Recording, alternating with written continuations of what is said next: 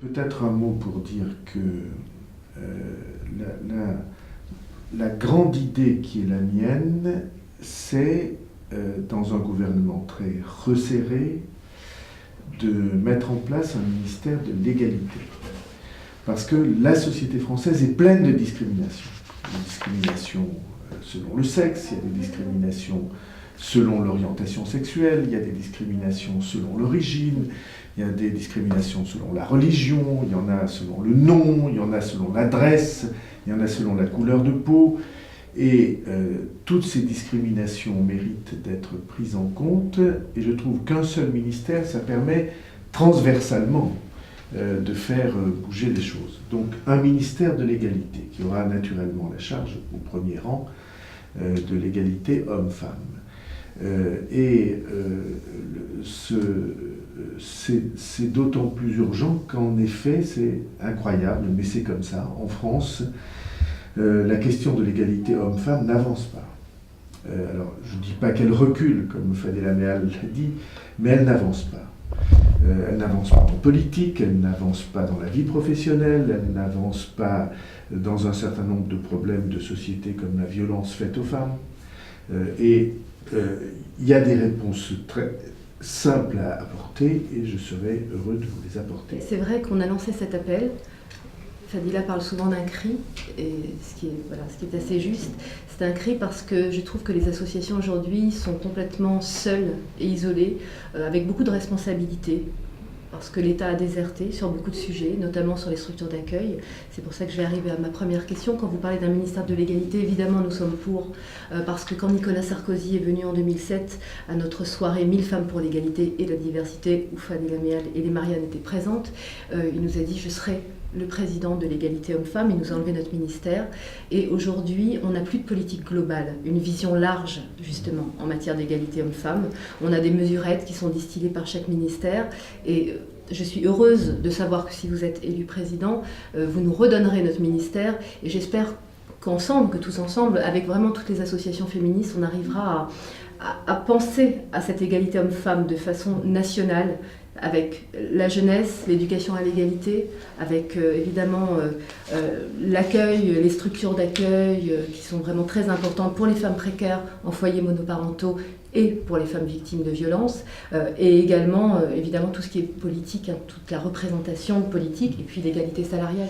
La première question, est-ce que face à la précarité qui est grandissante, c'est vrai que la précarité avec la crise touche tout le monde, mais les femmes en premier lieu, foyers monoparentaux, jeunes, étudiantes, femmes de plus de 50 ans qui n'arrivent plus après à retrouver un emploi.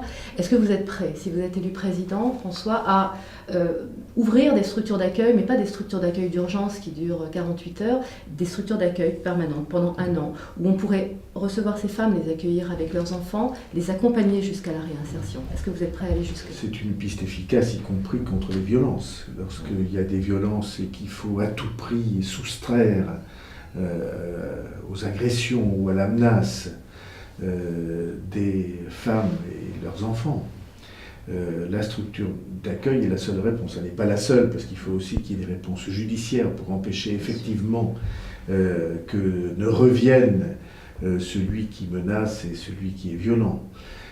Mais les structures d'accueil est plus durable qu'une nuit ou deux, parce qu'une nuit ou deux, évidemment, c'est trop peu. On avait fait dans notre pacte féminin en 2007, d'ailleurs Fadila l'avait signé à l'époque, on avait proposé une loi.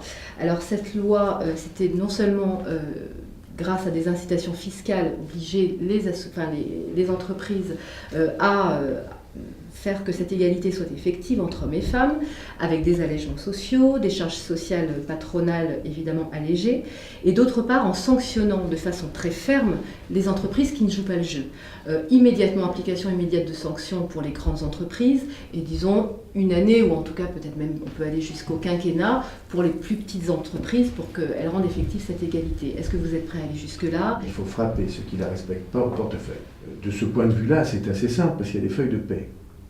Il y a des feuilles de paie et il y a des fiches de poste. Il est assez facile de vérifier si cela est respecté ou pas. Et donc, pour moi, Au fond, c'est une des politiques les plus faciles à définir et je crois des plus efficaces, parce que la menace d'être frappé au portefeuille, elle est efficace. Est-ce que vous trouvez que les jeunes sont assez mobilisés en matière de féminisme et d'égalité hommes-femmes? Ça dépend des milieux sociaux. Il y a des milieux sociaux dans lesquels, notamment dans les quartiers, l'image de la femme est une image peu respectueuse. Et de ce point de vue-là, oui, il y a un grand travail à faire Et au niveau de l'éducation nationale. D'éducation, peut-être même d'éducation morale.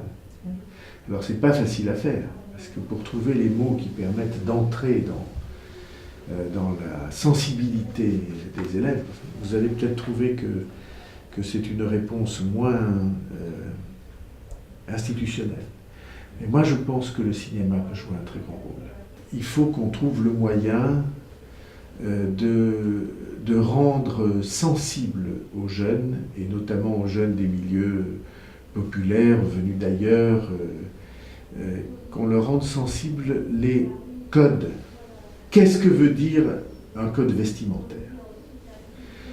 Qu'est-ce que veut dire un code de langage?